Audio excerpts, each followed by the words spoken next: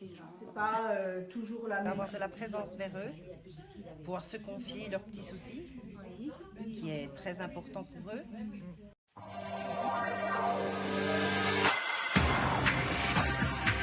C'est très varié notre métier. On va voir qu'on a quand même du matériel pour travailler. On a des outils, il faut savoir s'en servir bien. Les toilettes, le ménage, les courses, le repassage, l'accompagnement social. Que les gens se sentent bien chez eux et apprécient de rester chez eux.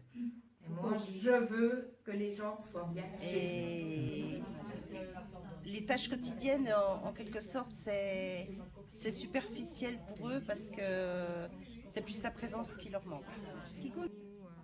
D'ailleurs, ils ont toujours leur planning à côté pour savoir qui c'est qui va arriver, à quelle heure. Et attention, s'il y a un peu de retard, attention. Donc ils vous attendent avec impatience. Oui, oui, Ouais. oui. Qu'est-ce qu'ils vous disent quand vous arrivez? Ah, c'est vous. Oui. Ouais, avec un grand sourire. C'est plus vous dans le travail des intervenantes à domicile. Ben, moi, qu'elle me soulage, puisque j'ai de la polyarthrite Oui. et de l'arthrose. Et ensemble, ça Vous appréciez le plus dans les aides à domicile qui viennent chez vous? Leur gentillesse. Leur gentillesse. C'est la compagnie dont vous parliez tout à l'heure. C'est la compagnie et puis elle nous donne quand même du courage. Oui. Et non seulement du courage, mais comment Le moral. On est attentif. On est attentif. Soleil, ouais. Quelqu'un qui arrive avec le sourire, Oui. déjà c'est agréable. C'est déjà beaucoup. C'est déjà agréable. Ça vous fait un petit rayon de soleil dans votre journée, hein, il y a des fois. Parce qu'il y a des fois, les journées sont moroses. Hein. Oui. Donc elle vous apporte Qu'est-ce qui vous apporte le plus ce métier? Entre tout ce que vous avez dit, le plus important. Ça sera peut-être un peu fort ce que je vais dire, mais pour moi, c'est ma deuxième famille. Voilà, parce que vraiment... Toutes les personnes. Ah oui, toutes les personnes, ouais, m'apportent énormément. Et puis, moi, je changerais de métier pour rien au monde. Franchement. Est-ce que vous avez un soutien à solliciter et lequel il est?